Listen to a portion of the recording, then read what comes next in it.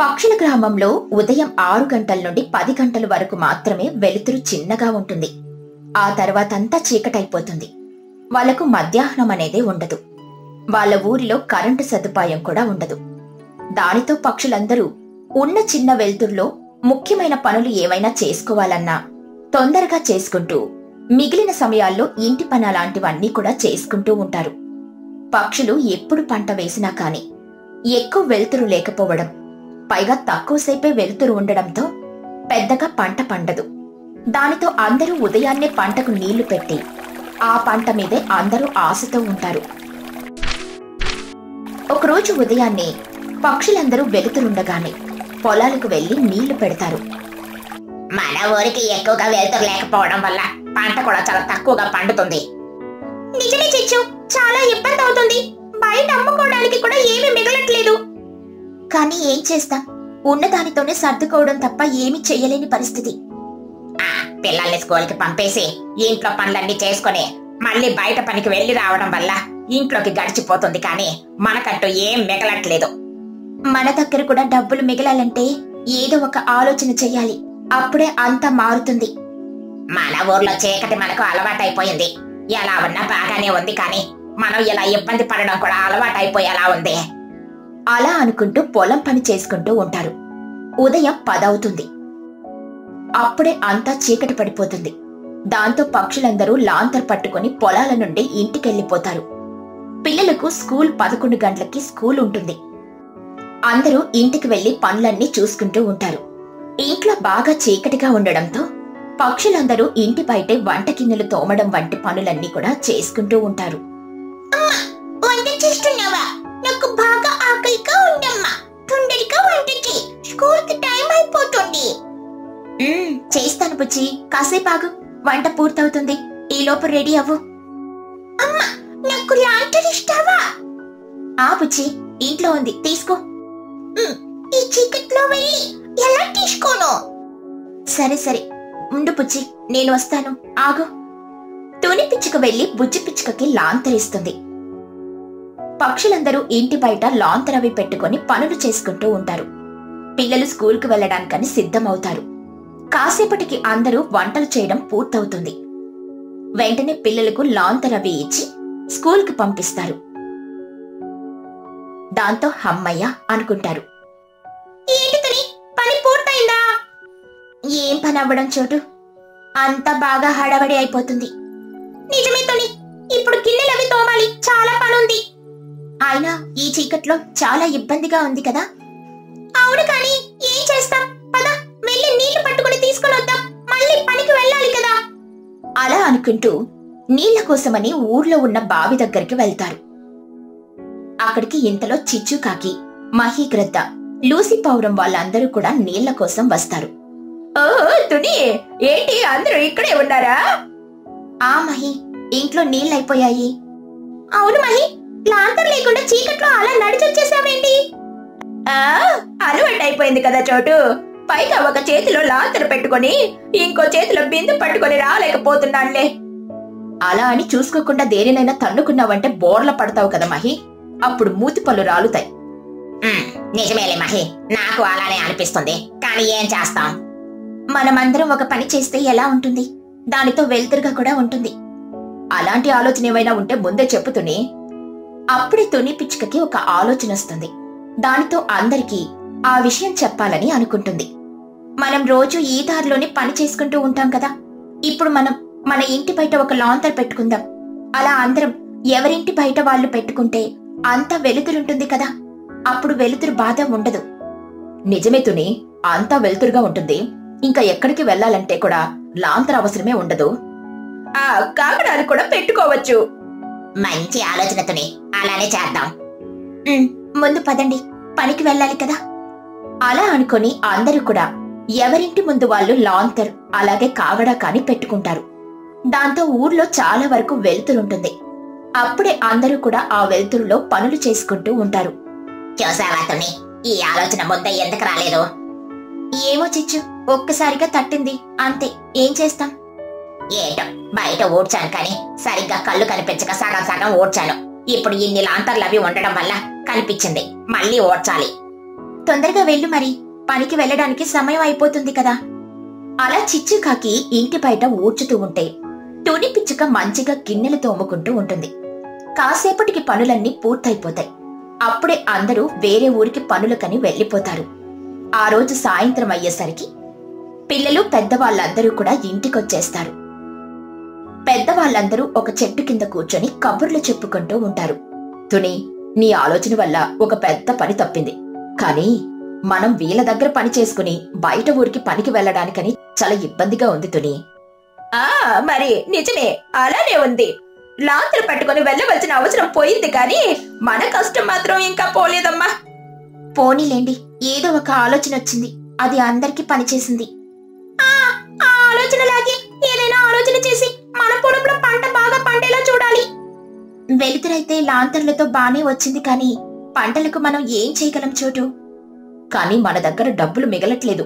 ధాన్యం కూడా మనకు మాత్రమే సరిపడే అంత వస్తున్నాయి. బయట పనికి వెళ్లి తెచ్చుకున్న డబ్బులు సరుకులకి వాటికి అయిపోతున్నాయి. ఇలా ఉంటే మన పిల్లల పరిస్థితి ఏంటో? అలా అందరూ మాట్లాడుకుంటూ ఏం చెయ్యాలో తెలియక బాధపడుతూ ఉంటారు. దాంతో తుని పిచ్చుక ఆలోచన మొదలు పెడుతుంది. ఎలాగైనా ఆ చీకట్లోనే ఏ ఇబ్బంది లేకుండా ఏదైనా పంట పండించి దాని ద్వారా డబ్బులు సంపాదించాలని అనుకుంటూ ఉంటుంది. అప్పుడే తుని పిచ్చుకకి చిన్న ఆలోచన వస్తుంది. అవును, మనం పండించే ధాన్యం అవి మనకు సరిపడే అంత ఉన్నాయి. ఇప్పుడు మనం డబ్బులు సంపాదించాలంటే వేరే చాలా పొలాలున్నాయి కదా. ధాన్యం కాకుండా వేరే ఏదైనా పంట వేస్తే ఎలా ఉంటుంది? అంటే ఏం చేద్దామంటావు తుని? వెలుతురు లేకుండా పంటలేవి పండవు కదా. అది నేను ఆలోచిస్తున్నాను లూసీ, కానీ వెలుతురు లేకుండా పండేవి ఏమీ లేవంటారా? తుని పిచ్చుక అలా అనడంతో అందరూ వెలుతురు లేకుండా పండే పంటలు ఏముంటాయా అని ఆలోచిస్తూ ఉంటారు. అప్పుడే వాళ్ళకి కొన్ని రకాల పంటలు గుర్తుకొస్తాయి. అవును, మనకున్న 4 గంటల వెలుతురులో ఏ మొక్కలని బ్రతుకుతాయంటారు? మూలగ చెట్లు, గోంగూర, పసుపు, అల్లం లాంటివి మొక్కలకు ఆ వెలుతురు సరిపోతుందేమో. అలానే అయితే ఆ మొక్కలే వేసి చూద్దాం. మనం ఇప్పటి వరకు అన్ని కొనుక్కుని తెచ్చుకునే వాళ్ళం కదా. ఇప్పుడు అన్ని రకాల పంటలు మనమే వేసి చూద్దాం. దాని నుండి ఏమైనా డబ్బులొస్తే మనకంతా బాగుంటుంది కదా. నిజమే తుని, ఆలోచన ఏదో బాగుంది, అలానే చేద్దాం. లేదు, కానీ అవన్నీ వేస్తే అమ్మడం ఎలా? మనకి పనికి కూడా వెళ్ళాలి కదా. మళ్ళీ అందరూ ఆలోచనలో పడతారు. కాని పిల్లల కోసమైనా ఎంతో కొంత డబ్బులు దాయాలని అనుకుంటారు. మనం ఏ పని చేసినా కానీ 10 గంటల వరకే కదా చిచ్చు. ఆ తర్వాత మన ఇంటి పని చేసుకుని పనికి వెళ్తున్నాం. ఇప్పుడు అలానే చేద్దాం. అయ్యంత కష్టపడిన దానికైనా ఒకవేళ మనం పండించే పంటలు పండకపోతే? ఒకవేళ పండితే అమ్ముకుంటాం, డబ్బులు వస్తాయి. లేదంటే పనికి వెళ్ళగా వచ్చిన డబ్బులే కొంచెం కొంచెంగా దాచుకుని ఆవులు గేదెలు కొనుక్కుందాం. ఆ పాలు అమ్ముకుంటే డబ్బులు వస్తాయిగా. మనం వేసిన పంటలో డబ్బులు వచ్చినా కానీ ఆవు లేదా గేదె కొనుక్కుందాం.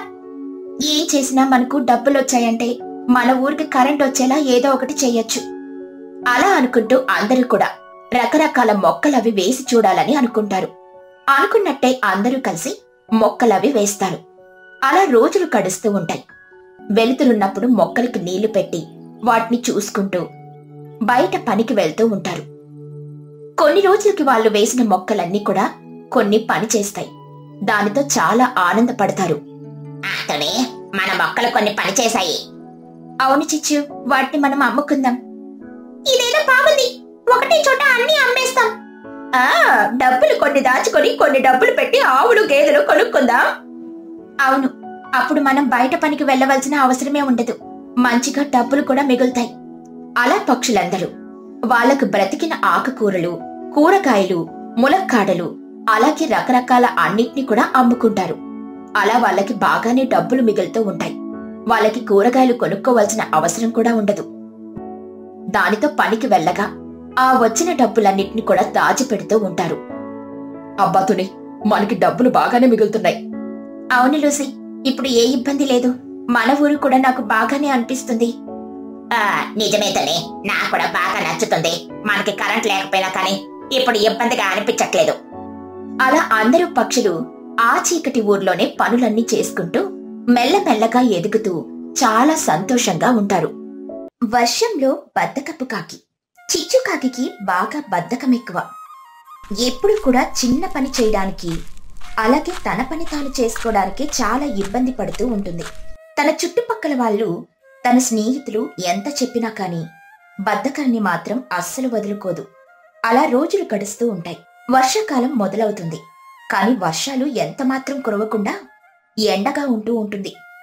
దానితో అందరూ చాలా ఇబ్బంది పడుతూ ఉంటారు. ఆ రోజు రాత్రవుతుంది. అయినా కాని వేడిగా ఉంటుంది. అబ్బబ్బబ్బబ్బబ్బా, ఈ వేడేంటి బాబోయ్! ఎంత వేడిలో ఇంట్లో పడుకోవడం అంటే కష్టం. అయినా ఈ ఎండలేంటో రోజు ఇబ్బంది పెడుతున్నాయి. బయట మంచం వేసుకొని పడుకుంటే భలే ప్రశాంతంగా ఉంటుంది కదా. అలా అనుకుంటూ చిచ్చుకాకి ఇంటి బయట మంచం వేసుకుని ప్రశాంతంగా పడుకుంటుంది. అలా ఆ రాత్రి గడుస్తుంది. తరువాత రోజు ఉదయం అవుతుంది. అప్పుడే బాగా మబ్బు వేస్తుంది. దానితో వర్షం మొదలవుతుంది. అయినా కాని చిచ్చుకాకి మాత్రం అస్సలు లేవదు. అలా నిద్రపోతూనే ఉంటుంది. కాసేపటికి తనకి మెలకు వస్తుంది. కాని బాగా నిద్ర వస్తూ ఉంటుంది. చిచ్చుకాకి తన మనసులో, అబ్బబ్బబ్బా, ఈ వర్షానికి ఏం పని లేనట్టుంది. నిన్నటి వరకు రాలేదు కానీ ఈ రోజు మాత్రం వచ్చేసింది. ఇప్పుడిక్కడి నుండి లేచి ఇంట్లోకి వెళ్ళాలా? అయినా లేవాలని లేదే. వర్షంలో పడుకుంటే ఏమవుతుంది? కాసేపు పడుకొని అప్పుడు వెళ్తానులే అని అనుకుంటుంది. చిచ్చుకాకి వర్షం వస్తున్నా కాని లేచి ఇంట్లోకి వెళ్ళడానికి బద్ధకం వచ్చి అక్కడే పడుకుంటుంది.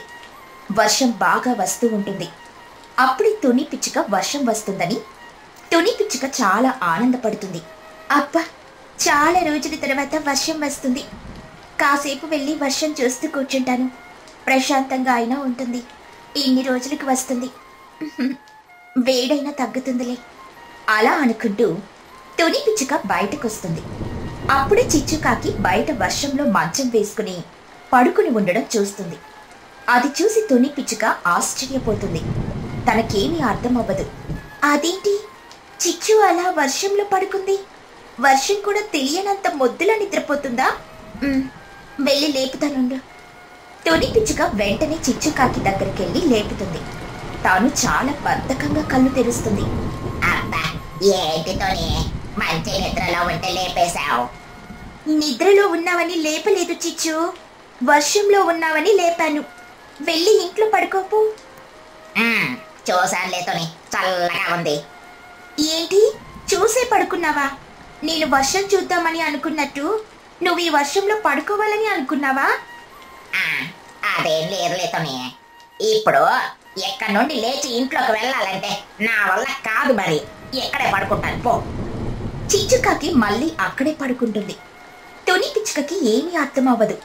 వర్షం బాగా పడుతూ ఉంటుంది. దానితో చిచ్చుకాకిని చూస్తూ ఉంటుంది. తుని పిచ్చుక తన మనసులో, ఈ చిచ్చు ఏంటి ఇంట్లోకి వెళ్ళనని అంటుంది? దీనికి ఇంత బద్ధకం ఏంటో. చివరికి వర్షంలో పడుకోవడానికి కూడా సిద్ధమైపోయింది. ఇంత వర్షంలో పడుకుంటే ఆరోగ్యం ఏమవుతుంది? అలా కూడా ఆలోచించట్లేదు చూడు. అయినా ఇక్కడే ఉంటే నాకు ఆరోగ్యం పాడవచ్చు. ఇంట్లోకి వెళ్ళాలి అనుకున్నప్పుడు అదే వెళ్ళి పడుకుంటుందిలే అని అనుకుంటుంది. తుని పిచ్చుక అక్కడి నుండి వెళ్ళిపోతుంది. అలా కాస్త సమయం గడుస్తుంది. అప్పుడే మహిగ్రద్ద చిచ్చుకాకిని చూస్తూ ఉంటుంది. ఆ వైపుగా చోటు చిలుక గొడుగేసుకుని వెళ్తూ చిచ్చుకాకిని చూసి వెంటనే తన దగ్గరికి వెళ్తుంది. చోటు చిలుక తన మనసులో, ఇదేంటి, వర్షంలో నిద్రపోతుందా లేక వర్షంలోనే పోయిందా? ఇంత వర్షం వస్తుంటే దీనికి నిద్ర ఎలా పడుతుంది? ఒకసారి లేపి చూస్తాను. అయినా నాకేంటి భయం వేస్తుంది అని అనుకుంటుంది. చోటు చిలుక వెంటనే చిచ్చుకాకిని నిద్రలేపుతుంది. తను కాసేపటికి బద్ధకంగా నిద్రలేస్తుంది. అప్పుడే చోటు చిలుక హమ్మయ్య అనుకుంటుంది. ఏంటి చోట, ఎందుకు నన్ను లేపావు? హమ్మయ్య, ఉన్నావా? పోనీలే. ఉన్నావా ఏంటే? ఇక్కడే ఉన్నాను కదా, కనిపించట్లేదా? ఉన్నానో లేదో? కనిపించావు కాబట్టి వచ్చాను. అయినా వర్షంలో పడుకున్నావేంటి చిచ్చు? నిద్రలో తెలియట్లేదా ఏంటి? ఇంట్లోకి వెళ్ళు. పర్లేదులే చోట, ఇక్కడ బాగానే ఉంది. ఏంటి, బాగానే ఉందా? అలా చోటు చిలుక చిచ్చుకాకితో మాట్లాడుతూ ఉంటే మహిగ్రద్ద చూస్తూ ఉంటుంది. చిచ్చుకాకి ఎందుకు ఇంట్లోకి వెళ్ళట్లేదని తనకి అర్థం అవ్వదు. ఏంటి, చిచ్చు నిద్ర లేచినా కానీ ఇంట్లోకి వెళ్లకుండా ఆ వర్షంలోనే కబుర్లు చెప్తుంది. దానికి ఏ పని మీద బద్ధకం వచ్చి బయట ఉందో వెళ్ళి అడుగుతానుండు అలా మహిగ్రద్ద కూడా గొడుగేసుకుని చిచ్చుకాకి వాళ్ళ దగ్గరికి వెళ్తుంది. ఏంటే చిచ్చు, వర్షంలో ఉన్నావు, ఇంట్లోకెళ్ళు. నేను అదే చెబుతున్నాను మహి. ఈ చిచ్చు ఏం పర్లేదు, ఇక్కడే బాగుంది అని అంటుంది. ఏంటి వర్షంలోనా? ఏ చిచ్చు, కొంపదీసి ఇంట్లోకి వెళ్ళడానికి కానీ బద్ధకం వచ్చిందా ఏంటి? అవునే మహి, అందుకే ఇక్కడ పడుకున్నాను. చోటు చిలుక మహిగ్రద్ద ఇద్దరు ఆశ్చర్యపోతారు. ఒకరి ముఖం ఒకరు చూసుకుంటూ ఉంటారు. ఏంటి, నిజమా? ఈ ఎదురుగా ఉన్న ఇంట్లోకి వెళ్ళడానికి నీకు బద్ధకంగా ఉందా? నేను ఇలాంటిది ఏదో చెబుతుందని అనుకున్నానులే, అలా అని చేసింది. సరే కానీ ఎద్దరు వెళ్ళండి, ఇక నేను పడుకోవాలి. ఏంటి చిచ్చు, ఇలా ఉంటే నీ ఆరోగ్యం పాడవదా? ఇలా ఉంటే మీ ఆరోగ్యం కూడా పాడవుతుంది. ఇంటికి వెళ్ళండి, నేను పడుకోవాలి. పద చోటు, ఈ చిచ్చు ఎప్పుడు మాట వినాలి?